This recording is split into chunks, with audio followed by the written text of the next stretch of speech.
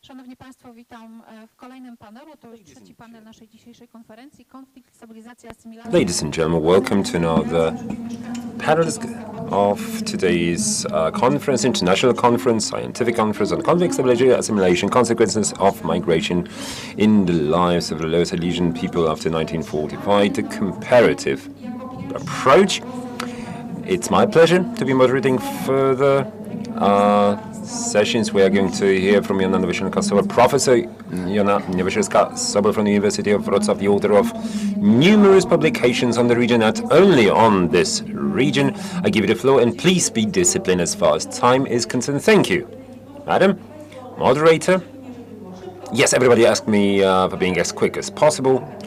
So, a quarter of an hour, that's the academic quarter as it is referred to in Poland, and I'm not going to be late, I'm going to be on time, just right.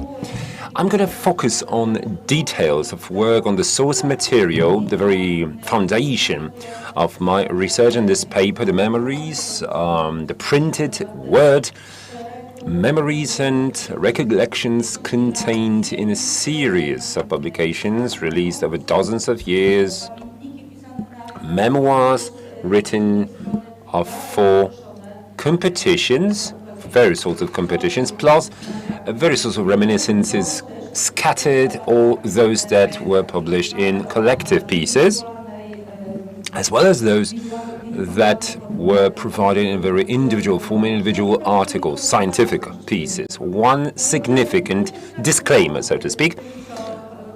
There's actually a tiny little error in the title of my presentation, The Moment of Touch, Experience of Yeyun, Defining the Post-Germanists. It should read the experience of an individual and a group, defining the post-Germanists as the element of the myth of the Lower Silesian cultural landscape accommodation.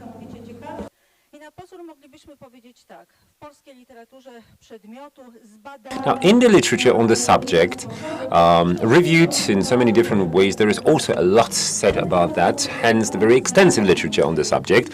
This subject was tackled by historians, but not only. Also tackled by ethnographers before 1989. Obviously, there was a huge sprawl of very interesting pieces on that. Post-1989, both acclaimed researchers of the research on western lands of Poland, including those that Professor Saxon, Osenkowski, and so on and so forth.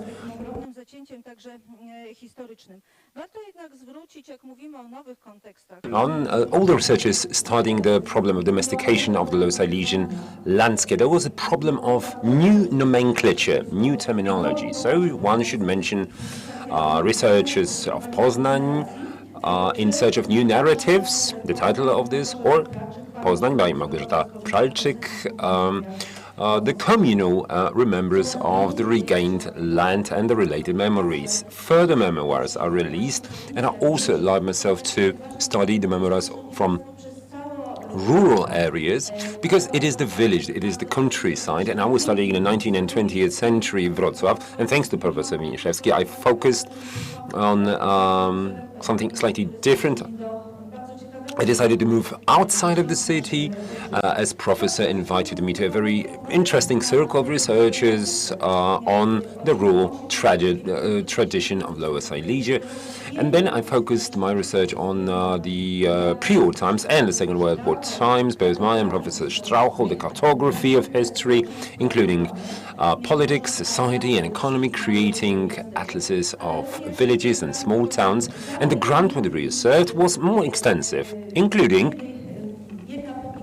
one publication that had its follow-up. That was just an introductory note. There were some propositions and suggestions here mentioned that we should study history of the province or regions. Well, there is not going to be this sort of research, and I'm aware of what I'm saying. this research is going to demand a lot of toil, a lot of effort. Amateur historians, and I'm not trying to discredit those. To the contrary, actually, I give a bow to all those amateur historians. I appreciate their efforts because, according to the current policy of historical research, there is no place for regionalism. There are no periodicals for regionalism where we could publish for 100 or 70 points. Well, our suggestions were not included in the ministry's list of supported research, which is very sad. So we are still going to do that, Sebastian, and I'm addressing you, and Joanna, I'm addressing you as well, because we are crazy people, you know. Yes, we are. As historians, there is a mission to us. We have a mission. Yeah, I know that this is not a fancy word, it's not sexy, but this is a mission, yes. So Professor Szewski has mentioned the province as well, and again, I'm stressing that, and I have huge honor to the Lower Silesian villages or small towns. These people need that so badly. A good example, under our latest grant, we released a book about Oszukowice, a small commune next to Głogów. Nearly not there because it was destroyed by steelwork starting from 1970s. When we brought them the book entitled Żukowice from Middle Ages to 1949, there were people actually queuing at the local library to read this book. So but we heard, why did you not write a history of the commune post-1945? Well, there is going to be about that. I'm writing it, and Professor Steinhoff and local historian and Sebastian are addressing you here. There was discussion of the social dimension in 1970s, a completely different perspective of understanding of Silesia/Lower Silesia, not from the perspective of Wrocław, large cities, but from the perspective of villages and small towns. And it looks completely differently. If you think of domestication in this phenomenon, the problem is quite evident. There's this diversification of opinions, and how we discover while studying both urban and suburban communities post-war. So I was trying to think about the domestication of this Polish Lower Silesian landscape post-1945, and I posed the question whether Poles actually managed to domesticate Polish countryside, and I'm not going to give you the answer. If you want to find this answer, I refer you to our book. My presentation here is just a voice in this discussion. I'm not solving any problems or giving you any questions. I don't even know what the 2 + 2 is for really here, because whether the experience of an individual, which I perceive from the perspective of those coerced memoirs or those forced memoirs written for competitions, applicable to this post-Germanness in this very specific moment, the moment of touch, either falling in love or becoming a strong adversary of actually starting to hate the given place. This is basically the question that I posed to myself while studying different relationships. So if you just collect all those relationships together, if you show those people and the moment of being touched or actually touching this reality from the perspective of post-Germanness, whether the effect of our observation would be the following reflection. Yes, the relationship to Germanness definitely bound communities, groups, these small, very specific, very closed, very hermetic groups. Yes, it bound them even at the moment of touching the reality or being touched by it. Or the reflection would be the following. The attitude towards the Germanness was the determinant that bonded them. Well, my reflection is that this is not so clear. It's not so sure. To the contrary, ladies and gentlemen, more and more often do I come to the conclusion, and I get the impression, that the matter of my personal attitude to, let's say, a post-German flat, a German painting on the wall, the door handle that I touch, the backyard that I enter, the German church that I enter, is such an individual thing, a thing that actually identifies me and my relationship to the given item, that I don't give a damn about what my neighbor thinks. And if my neighbor comes from central Poland and I come from eastern borderland, well, the reasons for me to hate the German is completely different. Now, the example to which I refer is yet a different thing, what Mulaczyk did in the film Sam Swoi.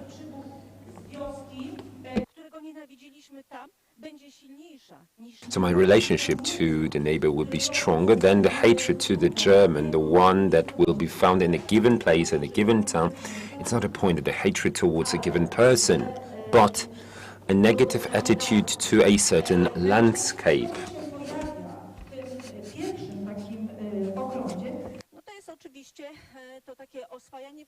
Obviously, the domestication of space that took its extreme form was also something worth mentioning, and it does require a certain comment. My thinking about the landscape domestication is built quite strongly on the following model that discerns between two categories of landscape domestication. Extreme appropriation, or something that excludes something, or something that includes something. That is accepting. The accepting approach will come up significantly later in history. But when talking about appropriation, we keep thinking about destruction. Well, dear ladies and gentlemen, this destruction many a time can be the very beginning of something good. We should not perceive it in negative terms only. It clearly surfaces in the memoirs of people. They read, someone came, just remove the German doors and brick the wall, and then installed a new Polish door. So renewed the house. So why do we consider this activity as something worth being blamed, worth being, well, as something bad? If we think of the owner of the house in front of whose eyes it all takes place, that's quite obvious. But from the perspective of the person that comes here and now to give him place, it may be completely different. The settlers' motivation from central Poland, because we want to, from eastern borderland, because we have to. These were obviously two motivations. But there are people coming from France, from the Balkans, or take Ukrainians that we will definitely see in Lower Silesia under the Vistula campaign. Now, obviously, something that must be included in my research's reflection is something which Professor Strauchow wrote a lot about that. Sebastian Halski, who's president now, also wrote about that a lot. This historical domestication, so to speak, as mentioned by Mayor Dudkiewicz also, which is clearly visible in the research conducted a couple of years ago by the Lower Silesian Marshal's Office. If we talk about that, who knows that this is also a matter of this historical domestication. We are thinking about Poland and not of Lower Silesia. His Magnificence, the rector of the University of Warsaw, closed his speech as Sebastian did. You ended your presentations with a reflection of sorts that we must not speak of a closed process of building identity, because the domestication of the cultural and natural landscape is an element, incredibly important element of identity construction. In my research, I also explore to what extent the contact with Germanness and post-Germanness actually functions as important determinants of us, the people of Lower Silesia, in the process of building our identity. On the final note, ladies and gentlemen, it comes to my mind quite often that if you assume that the post-Germanness is just one of the most important elements of the identity building process, well, we should feel happy that we still don't have our identity clearly defined and clearly named, because it is so. It is clearly visible in our attitude, which has been developing over dozens of years, our attitude towards the cultural and natural landscape of this region. Because here in western lands of Poland, we have something that people in other places of Poland, people don't have. We are the demiurges, we are the creators, we may feel to be the experimentators, because we create a new quality. One day, it may be called, it may be named as the new quality of Lower Silesia, and it will define us to a certain extent. It will make us stand out. But let's be satisfied about the process still being in progress. Thank you very much. Bardzo dziękuję pani profesor za tą trochę dla nas historyczną. Thank you very much. It was actually a sad reflection for us historians, but a very positive ending. The post-Germaners will also accompany us further on in this panel. It is my pleasure now to welcome another guest of ours, Joanna Lamparska, co-worker of the Znak Publishers House, but also co-worker of National Geographic. Just in a few words, a woman that knows it all about the treasures of Lower Silesia, or even more than that. Hence the pleasure of witnessing her presentation, a Polish gold rush in search of the post-German treasure in Lower Silesia in light of the press releases and documents dated 1945, 1955. Joanna, I give you the floor.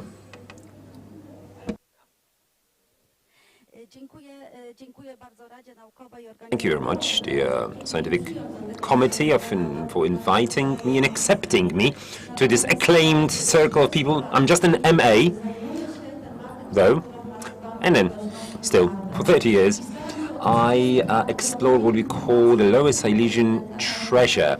I tried to collect not only documents, but also interviews with people. I talked to people to see how to evaluate the memoirs. As I started my work, as every 10th Lower Silesian person believed that every single piece of land, every single pipe, every tube sticking out of the ground was a secretive, covered entrance into some underground treasury. A treasure in our Lower Silesian identity is something that builds a bridge between generations. To me, when I was a child, I heard about treasures. My parents were talking about treasures. My grandparents were talking about treasures. Now, what truly is this post-German treasure? Let me just give you a definition in Archaeology 101, what a treasure is. Now, it is a term which refers only to some tangible, movable findings, at least two, stored by a person or a group. That was considered precious items, tools, fragments of raw materials stored in order to store some property. Koniec II wojny światowej to jest ten moment na Dolnym Śląsku, o którym wszyscy poszukiwacze skarbów eksploracji. So the post-war period is a period that a lot of us aficionados of history and archaeology is something that the people claim that this is the period when the post-German, post-Nazi treasure was being hidden. Notice how this term was interestingly used, even though, well, if it applies to post-war times, it is treasure. However, if you take a look at the first press releases, like this, the first treasures described in the press, and I did my query, I have 5 cardboard boxes of press releases and notes and papers, and I just chose a few of those. From Pionier periodical and Słowo Polskie periodical, as well as from Trybuna Dolnośląska, which was a newspaper of the Polish Labour Party. It turned out that the first post-war journalist in Poland, and the year is 1945, really extended the definition of treasure. It's not just gold, it's not historical or heritage pieces, it's not what was secured by Günther Grunman, the preservator, any collections from Wrocław, deposed in the very last years of World War II at different points all across Lower Silesia. Do notice the word treasure pops up when you describe a finding of some storage warehouse, some aviation or aircraft parts, and actually 10 train cars of those parts. Again, they are called as treasure. When they found something in some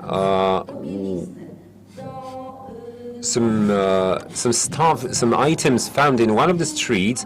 The term treasure was referred to describe some stockings, some underpants, some very personal pieces of clothing and garments. So the term treasure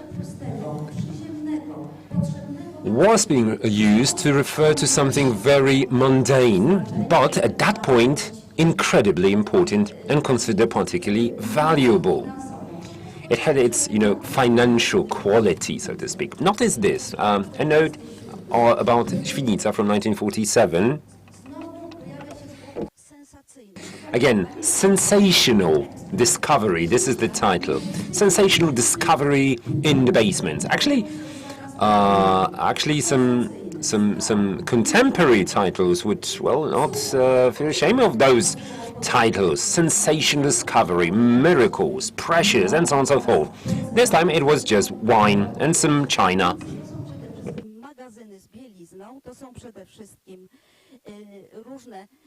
So obviously very tiny items stored in some basement. And again, notice these titles. Gold among the rubble. Germans covered it up. The local authority found it.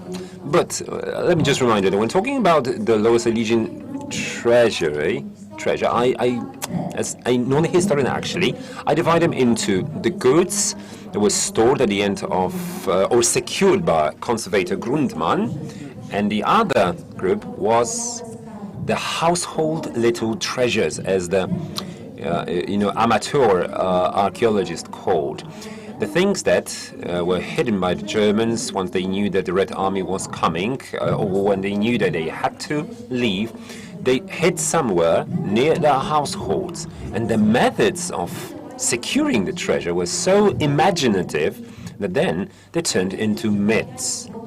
For instance, women smelting gold and turning them into buttons, because buttons can be stored easily and they can be taken leave, or using heritage items to build some garden structures in order that they can be passed unnoticed. What was also described in memoirs of Germans living in Lower Silesia, hiding in coffins. Namely, a fake funeral was organized. Whatever was precious was put in coffins and then dug into the ground. That was treasure, but without any jewelry or gold. There was just obviously a common mundane things like found 15 years old near Dzierżoniów, a bathtub that someone removed from a household. How cleverly thought. Imagine a bathtub dug into the ground and covered by some fur, including some plates, some cutlery inside, then covered with some cardboard, then put some tar on it, and covered with some dirt. And again, notice how difficult it is to systematize all these, let's say, activities there, because here in Journalist in 1946 claims that, well, the treasure is not really there, it's not really existent, but how romanticizing it was, talking about 4 human figures illuminated by this light of a lamppost on a suspicious piece of wall, digging into the ground, hours passing, the wall is thick. Indiana Jones would definitely dig into that, literally speaking. But since I'm running out of time, let me show you this. Żary, the gold rush. They just found a piece of gold and then the entire town starts digging. But I really wanted to show you this. I really am running out of time. 7 minutes. Okay, really quickly. 2 cases based in Lower Silesia in 2 towns. There are absolute hallmarks of to show how this quote-unquote treasure matter was addressed. And I'm not talking about you, dear, academics, but I'm talking about people that are simply interested in history. How important it is to find an old piece of button, or receiving information about some treasure, but not looking for it, because it's best to have an information, piece of information, that a certain treasure is hidden somewhere, and live throughout all your life knowing that this treasure is actually hidden somewhere, instead of actually starting digging and find this old horseshoe. So the treasure concept actually evolves, and then comes the next generation, entering the legend, entering the myth. This note, taken from Trybuna Dolnośląska periodical, when the special committee for struggle against economic expulsion, namely Countess Bieberstein, was the very subject thereof. She married a German and then changed her surname, and this note implies that two evil workers of some local facilities goes to this countess, and before their very eyes she deprived her of the most precious thing she held. What was that? A Bible, 16th century Bible. Some chair, some small chair, a gift from the Tsar of the Empress of Russia, and the painting of Madonna by Pembach. It's this crying Madonna, very famous, well, not the best kind of painting. But it was an original piece, rather not. But following this note, I actually got to explore the full documentation of this case. Notice what's written at the very end of this short press release. It's probably not there, but sorry for that, but from different documents implies that all the treasure went to Łódź, where it was accepted by brave militia, and then removed to the town of Walim.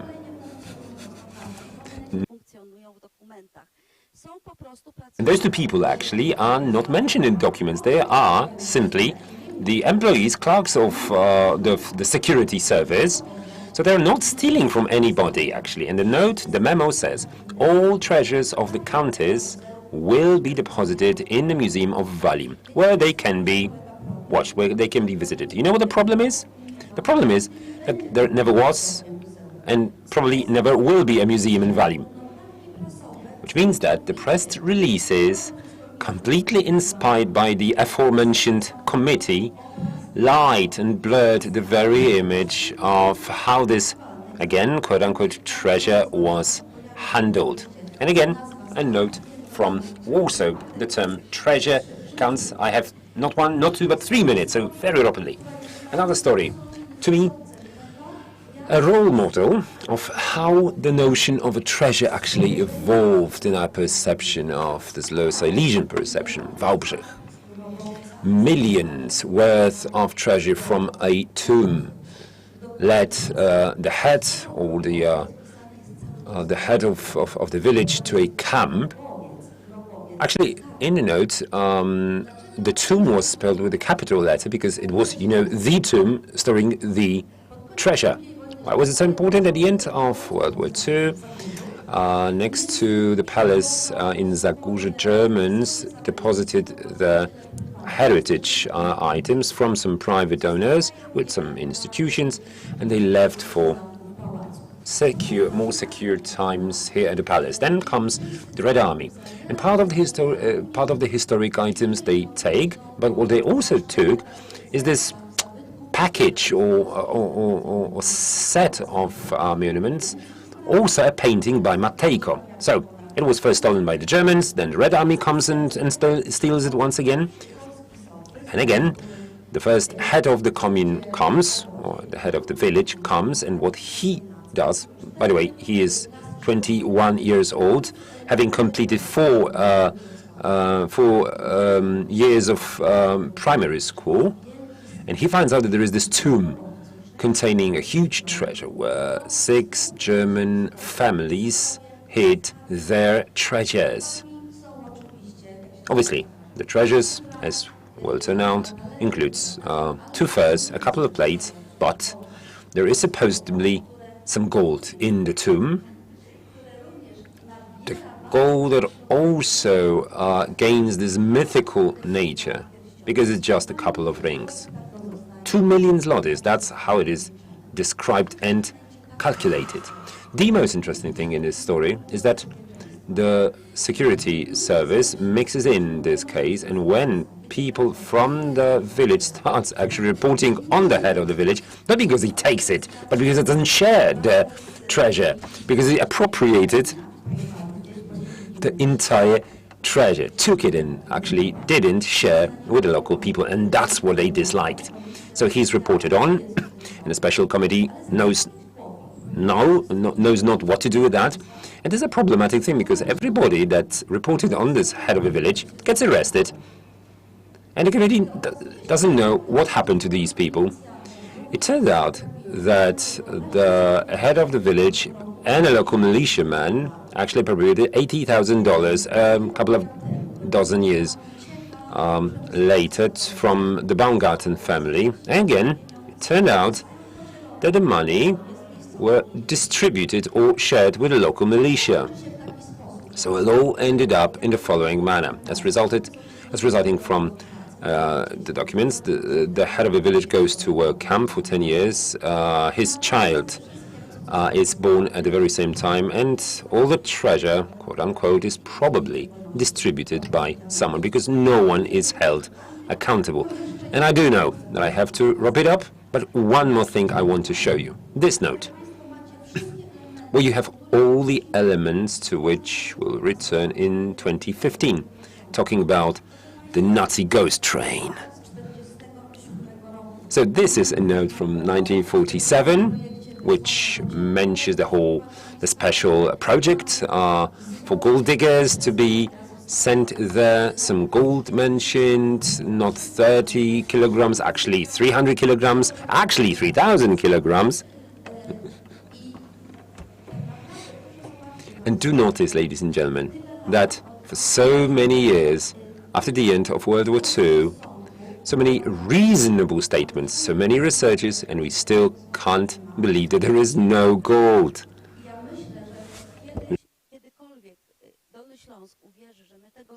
And one day, when Lower Silesia believes that there's actually no gold there, and it is my, feeling of a person that is not a researcher, just a journalist, probably there will be a day when we lose, to a certain extent, our identity, at least the piece of that is related to this very subject. Thank you very much.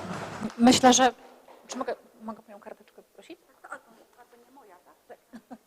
Myślę, że będą mieli Państwo dużo pytań do Pani Anny po skończeniu naszego panelu. Zapraszam naszą trzecią, ostatnią już dzisiaj w tej części panelistkę, Pani Milena Sochańska, reprezentuje Muzeum Regionalne w Lubaniu i będziemy mieli, zdaje się, case studies, o ile dobrze rozumiem tytuł, Niemka, która została Polką, aby ratować klasztor. Zapraszam. Pani Mileno, może będzie Pani wygodniej mówić przy komputerze.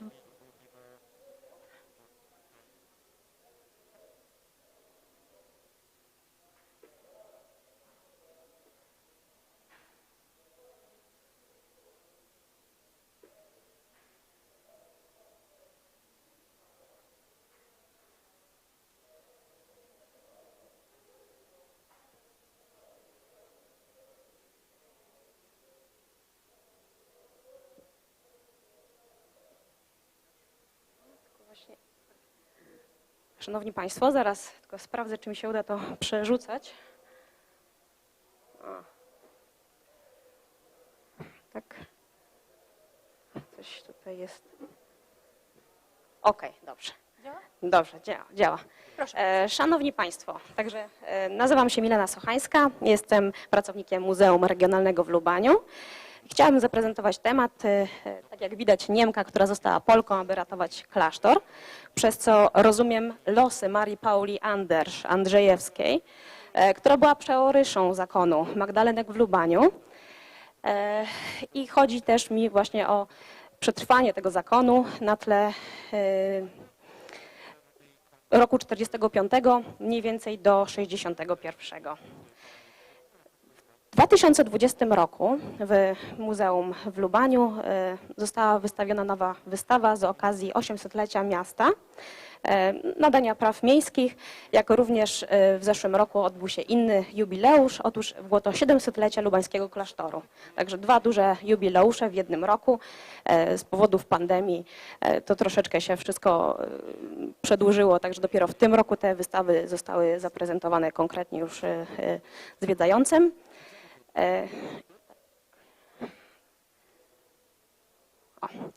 Podczas pierwszego z tych wydarzeń, czyli mam na myśli jubileusz klasztoru, została zaprojektowana przez nas wystawa razem z zakonnicami z tego klasztoru o historii tego zgromadzenia. Okazało się ono niezwykle ciekawe, bardzo skomplikowane i udało się też pokazać bardzo cenne zabytki, których może by nawet Wrocław czy Warszawa się nie powstydziły. Chociaż jest to dosyć mała sala, także też zapraszam, żeby to zobaczyć w lubańskim klasztorze, że jest to wystawa dostępna. Zaś z okazji 800-lecia miasta pojawił się w lokalnej gazecie artykuł, wywiad z doktorem Łukaszem Tekielą, który jest dyrektorem Muzeum Regionalnego w Lubaniu. Dotyczył on śladów polskości miasta. Wywiad ten, a zwłaszcza cytat, który tutaj widzimy, czyli niektórzy próbują bronić swojej autorskiej tezy, że kiedyś była tutaj Polska, a Niemcy w zasadzie krótko tutaj przebywali. Bardzo bolesny dla tych ludzi jest moment, kiedy otrzymują dawkę informacji, która podważa ich punkt widzenia i wtedy jest konsternacja. A jednak pojawiliśmy się tutaj dopiero po II wojnie światowej, niestety takie są fakty. Także z tego cytatu, z tego całego artykułu, wywiadu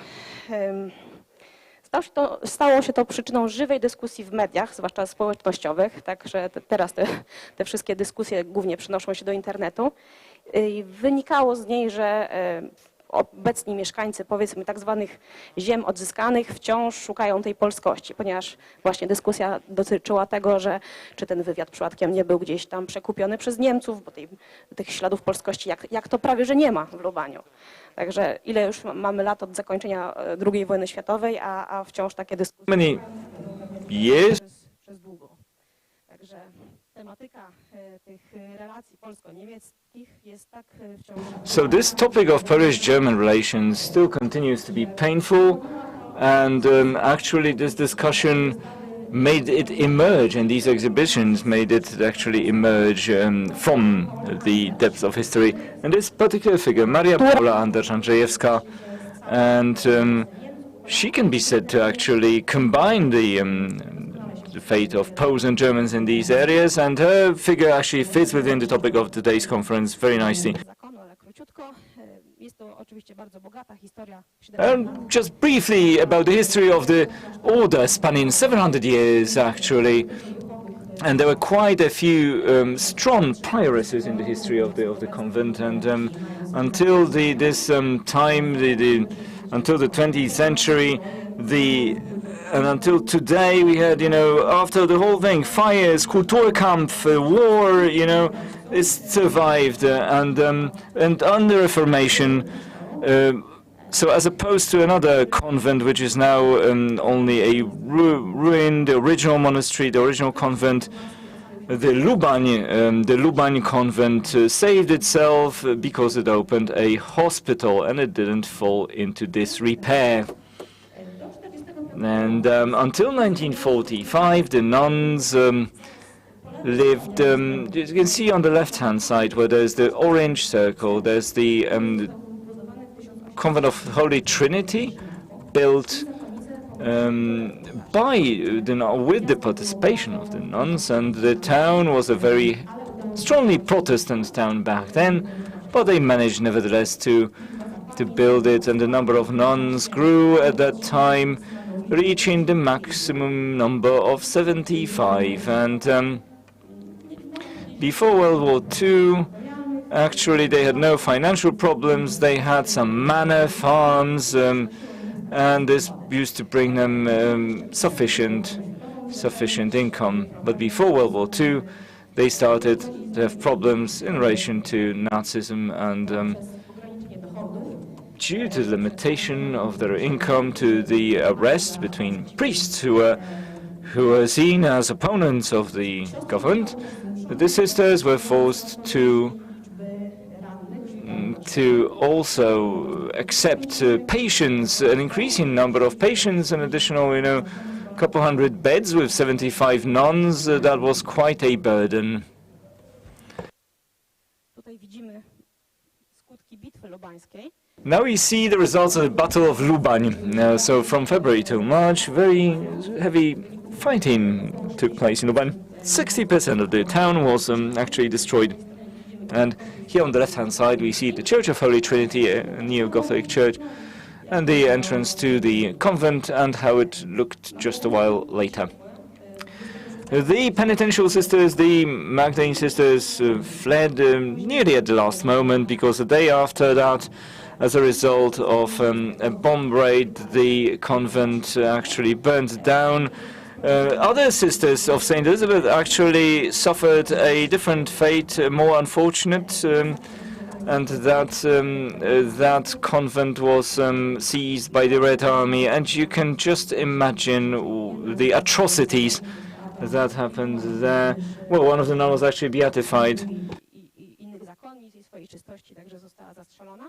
because she refused to actually yield to the oppressors, and she was shot. So since there was no German parish priest there, the administration was Catholic afterwards and Polish and had different tasks, so the nuns then fled and hid in some estates. They were dispersed. Some of them reached Marienthal, then they created a community in 1953 in Bavaria, Zeefsdorf, and then they actually had some influence on the Magdalene sisters that still continue to live there. So Maria Paula, she basically fled to Zittau, to her family there. She had some distant family there, and after the Battle of Luban, which was won by the German army, she came back to the ruins of the convent, and she went to the house of the former convent doctor, Franciszek House,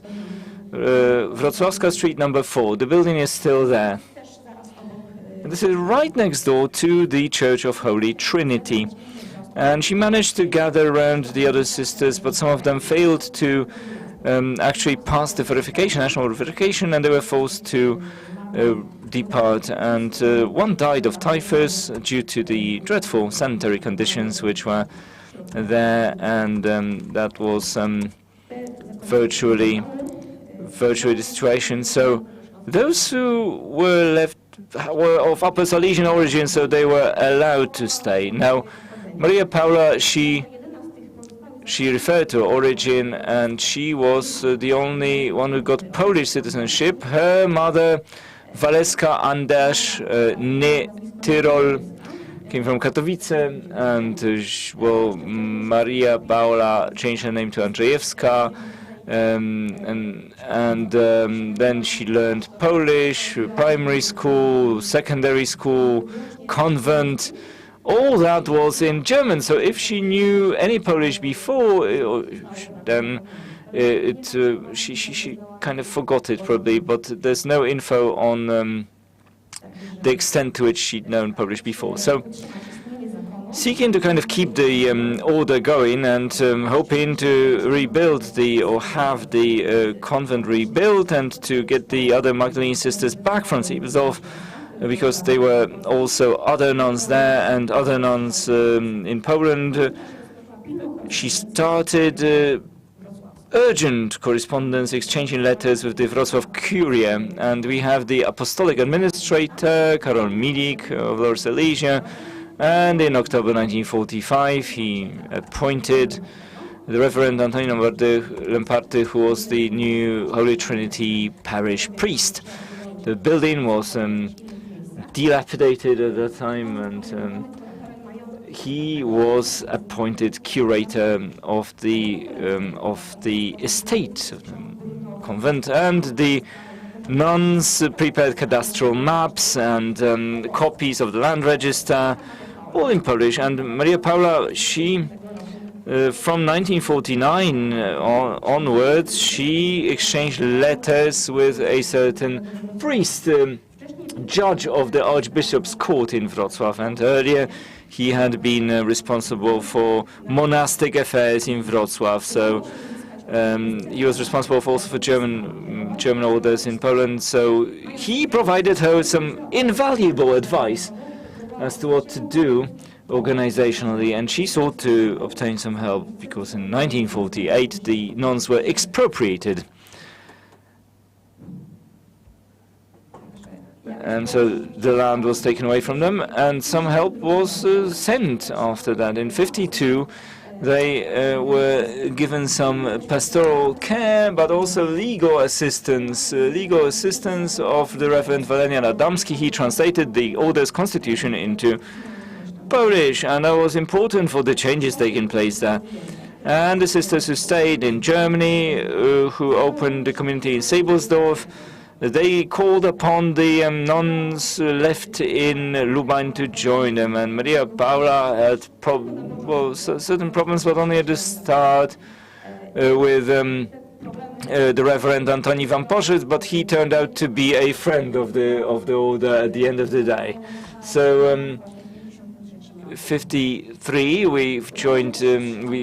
We actually reached this mark, and the sister requested that the curia recognized the Magdalene sisters as an independent convent, and she became an appointed superior. She was allowed to keep a chapel, and in 1956 she also requested help in terms of novitiate and opening novitiate. She filed a request with the bishop, Michał Klepacz. He was the head of the Polish episcopate, and at that time Cardinal Stefan Wyszyński was imprisoned. In 1957, the novitiate was opened, also thanks to the decree of Stefan Wyszyński, released from prison, and the nuns obtained approval of the Archbishop Bolesław Kominek. Maria Paula Andrzejewska became prioress, and we see a document of the 24th January 1954. She became a prioress for 3 years, which was a typical period back then. She also obtained approval for a new outlet, for a new branch being opened in Wrocław, near Byczyna, and there it would be easier to actually have some new nuns settle. 2 or 3 candidate nuns actually started to apply. Maybe the religiosity was stronger there. In the old branch, in the new branch, however, they didn't manage to retain that contemplative spirit, and they were unable to respect the papal enclosure. So they opened themselves to the world with the hospital, but some of the nuns were not very well educated, and it was hard to organize the monastic life. And we have a new parish priest, Jan Winiarski, Holy Trinity parish priest, who was not favorably inclined towards the penitential sisters at the start. He required obedience from them. He didn't understand that monastic communities were governed by their own rules, and they were separate entities. And he applied to Primate Wyszyński for a monastic visitation, and Wyszyński delegated Bishop Kominek, and so on and so forth. And Alexander Obers was appointed as general commissary, and the nuns had the impression they were being interrogated in a manner kind of to make them say something perhaps negative about the prioress, and so there were some undeserved accusations.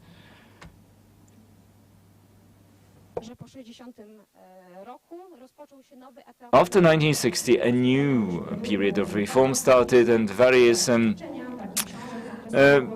cases of lack of experience surfaced, and the prioress turned out to be running the convent inefficiently, and sometimes even not in conformity with the law. Some changes were made. The convent started to be more active, and a very small number of nuns until 1957. Then the number kept growing, and now, as a result of general problems which the church is having now, the number of nuns has decreased. And meanwhile, Prioress Maria Paula Andrzejewska, she ended her term as prioress, and she moved to Roszkowice and died in 1961 on the 30th of June. Unfortunately, she did not live to see the new building of the convent where the nuns came to live 10 years later. And perhaps she was also sent to Roszkowice by the new superiors. Perhaps maybe they didn't like her because one of them was German. And soon after her death, the Roszkowice branch was closed. And here we have a photo from Roszkowice, Prioress Maria Paula, and well, on the one hand, you can show her as an example of creating a community faced with the change of borders after the tough year 1945. However, her figure fits within the multi-centennial tradition of the convent, and well, the title of the exhibition is Survive, even though fate might hinder us from doing that. And there you go. Well, as we will see in a while, the Magdalene sisters continue to have an influence on the town. In 2017, they got a new patron, Saint Mary Magdalene. And the prioress died with an opinion of sanctity. And she might even be beatified one day. And she's still remembered in a particular way by the nuns in Luban or in the parish in Roszkowice. Because in the difficult wartime period, she contributed to the preservation of continuity, transforming the entirely German community into an entirely Polish one. And she and the other nuns, they kept surmounting obstacles for many years to keep it going, you know, regardless of the language they were using. Here is the building where the Sisters of St. Elizabeth had their house, but then the Magdalene sisters moved there in 1971. So thank you for your attention.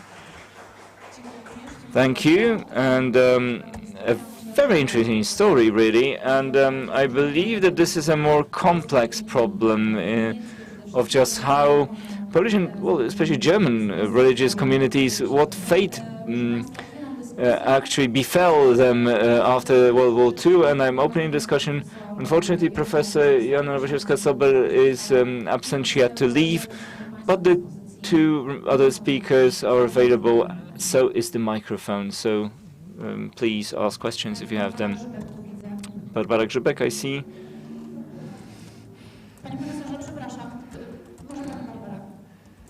So, Barbara.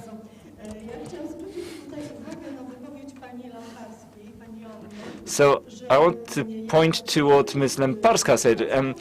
If we stop seeking treasures in our Lower Silesia, then we'll lose a part of our identity.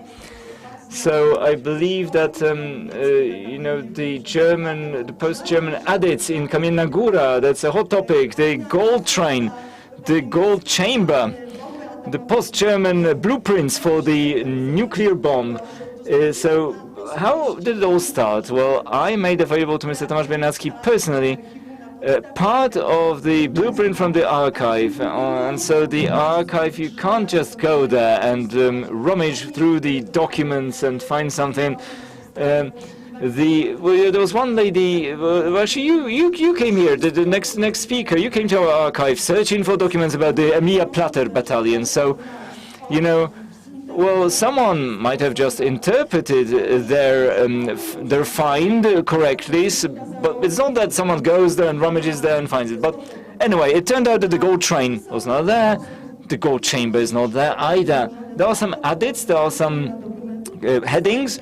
Probably, there are no documents to prove it, but probably they were driven by prisoners who were placed in Luban and used to work in plants which were converted during the war into arms factories. And let's, okay, Kamienna Góra and the added underground in Luban, I just wanted to address that. Okay. Yes, thank you. You have touched upon a couple of topics. I have to explain things very briefly, how the world changed after 2015, after the gold train. It changed totally for a very simple reason, indeed. to Wałbrzych, to Lower Silesia, some US stations came, and TV stations. Polish journalists actually work in a different way. But let's not call them, investigators or scientists. They are journalists, the people who came there.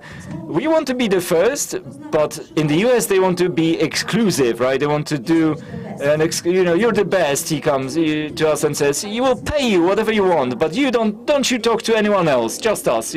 We want to work on an exclusive basis. So, huge money appeared on the table. Not just big money, huge money. And that year, 2015, showed a lot of people dealing with that topic. There was an excellent way to promote themselves and to earn really cool money, believe me. And in a week you get, 2 average salaries, so it's a really cool job. You don't tell it to the historians because they'll quit their jobs, if they hear it. No, but I work for Western stations. I would like historians to work with us, but the problem is that historians don't want to because they're afraid. And I get it. Okay, I'll let you answer in a while. But this is because I'll give you. Sorry, it will be lengthy, but I will try to be concise. The Americans call you and say, "Joanna, we'll be doing a show, about treasures, hidden graves." Of SS generals, and find us 4 graves of SS generals in Poland. We'll be here in a month. What I say is, no way. A historian is calling you, mind you. And I go, well, no. So they will say, you're not the best anymore. We don't want to work with you. And so the Western TVs, they want that hit. They want that scoop. Stalin, Hitler, Goering. These are aphrodisiacs for them, If you put the names on the cover, and you just put some empty pages in the book, blank pages, it will still sell, Just put the names on the cover. So I'm full of admiration at what's going on in Kamienna Góra, because the gentlemen there managed to find huge funds for the explorations, but colloquially speaking, it's more sexy to find actually human stories and to show real life history.